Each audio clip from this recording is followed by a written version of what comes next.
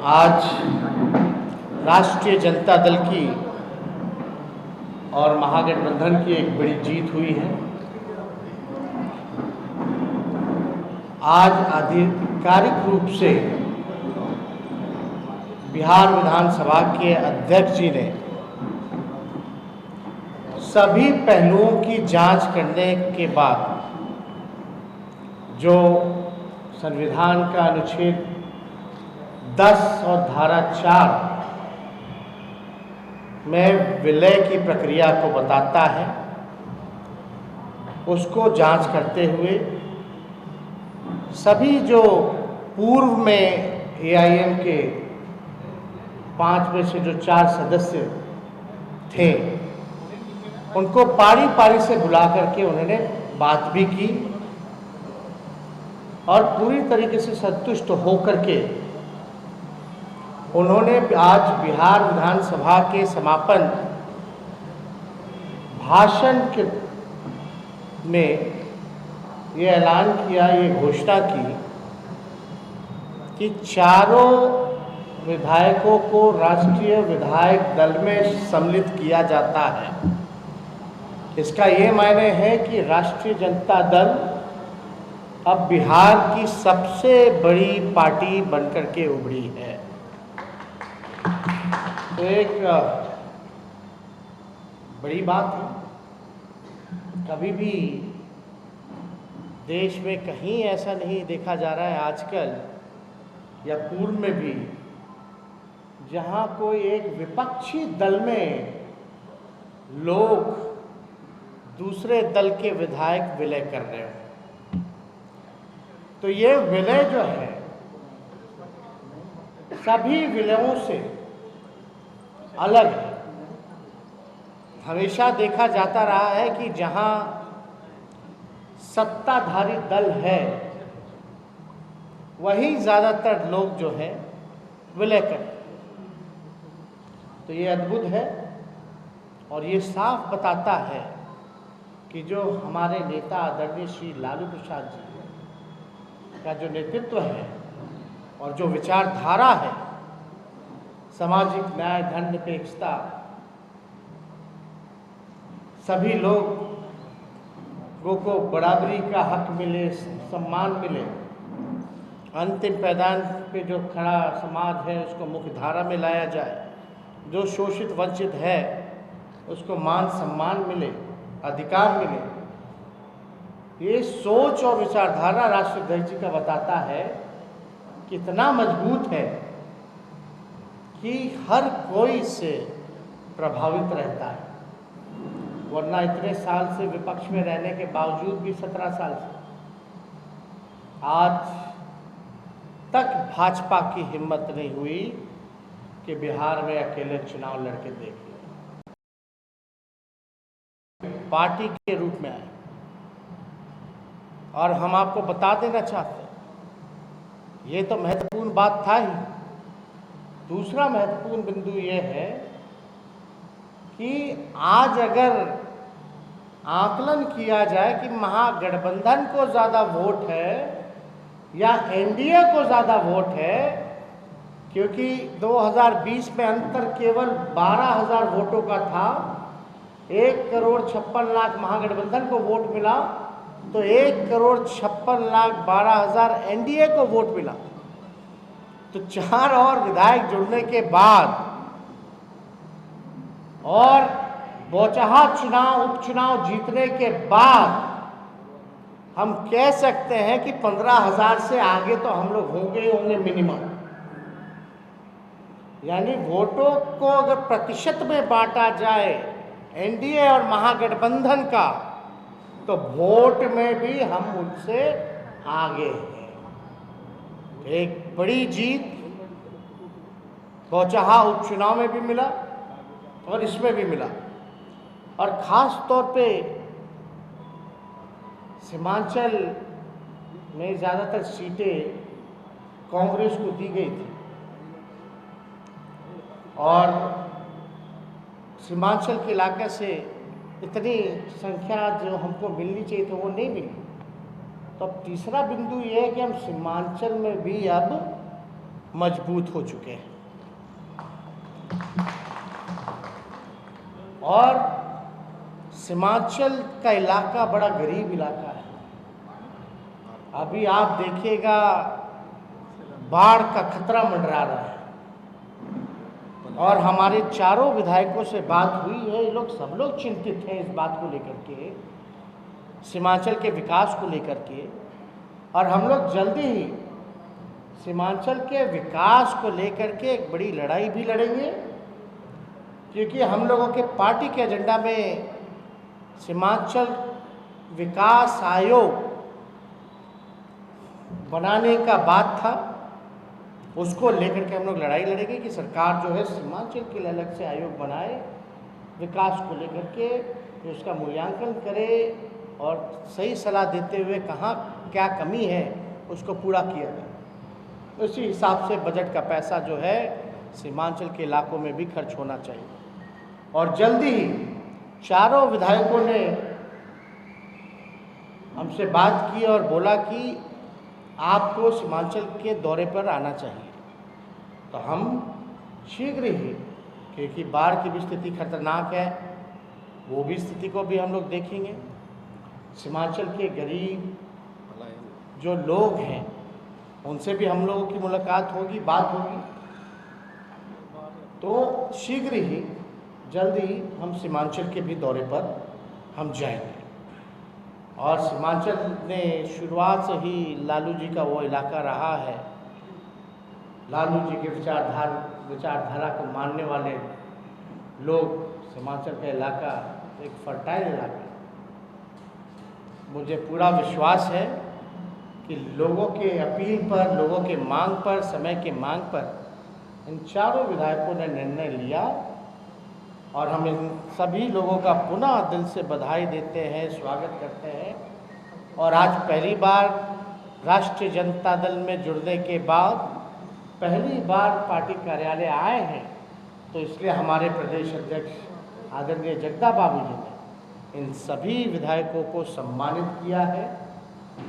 और जल्द ही सीमांचल को लेकर के अध्यक्ष जी, चाहे सदस्यता अभियान की बात हो, अब हमें पूरा विश्वास है कि अब 4 और विधायक आए हैं उस इलाके में, तो जो सदस्यता अभियान है इन चारों विधायक जो है वहाँ तेज़ी से चलाने का भी काम करेंगे, अभियान करेंगे। और हम सब लोग मिलकर के सीमांचल के जो मूल सवाल है उसका समाधान खोजने की कोशिश करें। तो और कोई इससे जुड़ा हुआ अगर आप लोगों को कोई सवाल हो तो आप पूछ सकते हैं।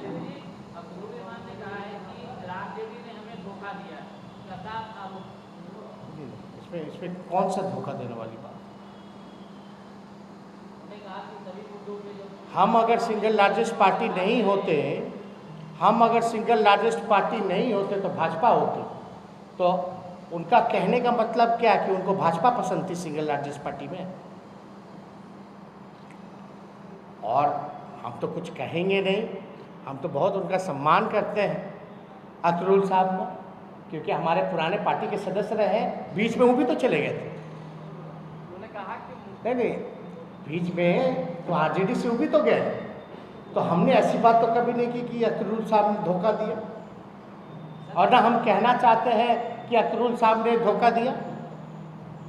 हम ये भी नहीं कहना चाहते हैं कि भाई जदयू में भी थे, वो एक भाजपा के घटक दल में थे, यानी एनडीए का पार्ट थे। हम ये सब नहीं ना कह रहे हैं, हम तो उनका सम्मान करते हैं, वो तो हमारे बड़े भाई हैं। और हम आपको बता दें, जब हम पहली बार राजनीति में सक्रिय हो रहे थे, जब बिहार दौरे पे पहली बार हम निकले थे बेहतर शिक्षा व्यवस्था को लेकर के, तो उस समय बहुत कम लोग मेरे साथ घूमते थे। युवा के उस समय प्रदेश अध्यक्ष शिवचंद्र राम थे, और राष्ट्रीय युवा के अध्यक्ष आलोक मेहता थे, और अख्तरुल इस्लाम साहब के साथ हम 4 लोगों की टीम थी जो पूरे बिहार के दौर पे गए घूमते थे। फिर साथ तो उन्होंने छोड़ा था, तो हम जब गए तो कोई कारण तो था नहीं जाने का, तो हम इस पे तो कहना ही नहीं चाहते। तो धोखा क्या, मतलब तब हम ये कहें कि आपने भी उस वक्त आरजेडी को धोखा दिया था, आपने भी जदयू को धोखा दिया था, आप भी भाजपा के घटक दल में शामिल थे, तो ये नहीं कहना चाहते। वो बड़े भाई हैं, हम तो पूरी तरीके से उनका सम्मान करते हैं। जैसे कि आप लार्जेस्ट पार्टी पर फोकस कर रहे हैं, आप बार बार बोल रहे हैं कि लार्जेस्ट पार्टी हो गई है, पहले भी थी, क्या आप भविष्य के लिए कोई तैयारी कर रही है आरजेडी? लार्जेस्ट पार्टी कौन भविष्य के लिए तैयारी नहीं करता? जो भविष्य के लिए तैयारी नहीं करता उसका अस्तित्व मिट जाता है, और मिट रहा है, तो क्यों नहीं तैयारी करें भाई? मतलब बड़ी पार्टी बना के झुंझुना थोड़ी ना बजाना है। हम लोग लड़ाई लड़ रहे हैं, और बड़ी पार्टी हम अपने आप से नहीं ना बना रहे भाई। जब बिहार का चुनाव हुआ तो जनता ने बनाया, जब बीजेपी बड़ी पार्टी हुई तो ये लोग चिंतित हो गए कि भाई भाजपा कहीं सिंगल लार्जेस्ट पार्टी हो जाएगी तो सेकुलर विचारधारा के लोग जो हैं उनको कहीं दिक्कत ना हो, तो ये लोग चिंतित व्यथित होकर के भाई इन्होंने खुद प्रस्ताव दिया कि आना चाहते राष्ट्रीय जनता दल में आए। इसमें तो कोई बड़ी बात तो है नहीं, और ये अच्छी बात है। और ये सब लोग तो पुराने घर लौटे, सब लोग पुराने पार्टी के रहे हैं, लोग विधायक रहे हैं, विधायक का चुनाव लड़ चुके हैं, तो इन लोगों से तो पुराना ताल्लुक तो था ही। और अख्तरुल साहब जो प्रदेश अध्यक्ष हैं उनसे भी पुराना ताल्लुक है, उनको भी पहली बार विधायक राष्ट्रीय जनता दल ने ही बनाया, तो कहाँ कोई बात? खमियाजा भुगतना पड़ेगा। आप लोगों ने एमवाई और ए टू जेड की बात करते हैं, एम के साथ छल किया है। नहीं, पॉलिटिकल पार्टी कोई जाति धर्म की पार्टी नहीं होती, और हमारे हिसाब से हम ए टू जेड की बात करते हैं, यानी सबों की बात करते हैं। और हर एक पॉलिटिकल पार्टी का दायित्व कर्तव्य होना चाहिए कि वो सबकी बात करे, किसी खास की बात ना करे। हमने क्या बोला? हमारे लिए सभी लोग बराबर हैं और बराबर रहेंगे। एमवाई नहीं, A to Z. A to Z में एमवाई भी आता है, A B C D Z तक चले जाएंगे। सभी लोगों का हम लोगों ने ध्यान दिया।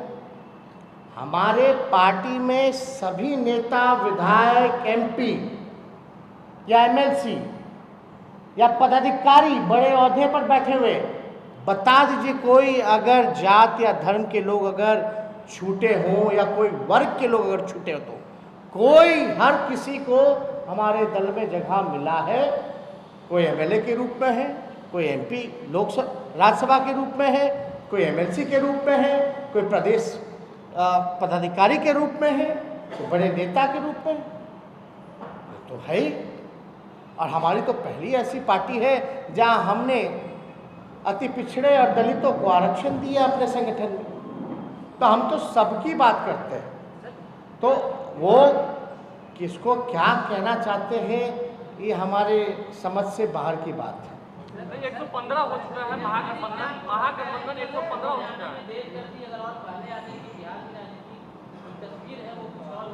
क्या नहीं, इन लोगों को पार्टी से मौका मिला, पार्टी के विधायक थे, लेकिन देश के हालात को देखते हुए इन्होंने निर्णय लिया, उन्होंने पूरा किया। जनता ने इन्हें चुना है, जनता की पुकार थी कि भाई आप लोग राष्ट्रीय जनता दल में जाइए। आपका विचारधारा भी यही कहता है कि सांप्रदायिक शक्ति को किसी भी कीमत पे रोके। वो इन्होंने अपना कर्तव्य को पूरा किया। 115 हो चुका है महागठबंधन, 122 तक क्या पहुंचा देंगे तेजस्वी यादव? 115 हो चुका है महागठबंधन संख्या बल से। देखिए, चुनाव के वक्त, चुनाव का जब नतीजा आया तब भी हम सबसे बड़ी पार्टी रहे, और जब 2 साल 3 साल होने जा रहा है तब भी हमारा संख्या बढ़ता ही रहा।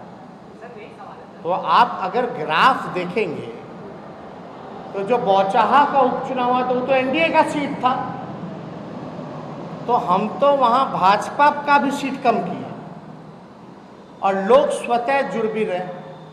कोई हम इनको मुख्यमंत्री, हमारे पास तो कुछ है नहीं कि उप मुख्यमंत्री बना दे, पोर्टफोलियो दे दे, और बीजेपी तो है नहीं जहाँ धन जो रखा हुआ है ले जा करके किसी को 50 करोड़ दे दे, किसी को कुछ कर दे। तो हम लोग तो एक वैचारिक रूप से, और हम इसलिए तो धन्यवाद दे रहे कि आज जो है विचार की जीत हुई है, उसलिए ये विलय ही अलग है। हम तो विपक्ष में हैं, पहली बार ऐसा हो रहा होगा किसी असेंबली में। बीजेपी ने बड़ा सवाल खड़ा किया है। बीजेपी का कहना है कि जब वीआईपी टूटी थी उस समय आप लोगों ने लोकतंत्र की हत्या बताई थी, अब आप लोगों ने ओवैसी की पार्टी को छोड़कर अपने मिलाई, ये क्या है? कौन क्या बोला था? बीजेपी के कई विधायक और हमारे किस नेता ने बोला था? नहीं, ये सवाल और नहीं, हवा में कोई चीज़ का जवाब नहीं। अरे बीजेपी जो है पहले से ही संविधान विरोधी रही है, लोकतंत्र की विरोधी रही है, तो डिक्टेटरशिप है ना वहाँ, तो शुरुआत से ही रहा है। अब कौन क्या बोलता है इससे क्या लेना?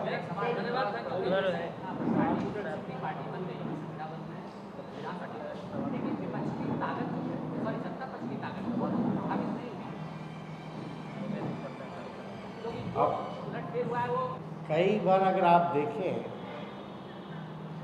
बीजेपी अगर सिंगल लार्जेस्ट होती तो उसको और बेनिफिट होता कि नहीं होता? होता। अब तो नहीं हो रहा, तो आप समझ सकते हैं नहीं, स्ट्रैटेजिकली फ़ायदा होगा। और आप जो है अपना, जो जनता ने जो औहदा आपको दिया था उसको आपने बरकरार ही नहीं रखा, बल्कि और आगे लेके गए। ठीक, धन्यवाद।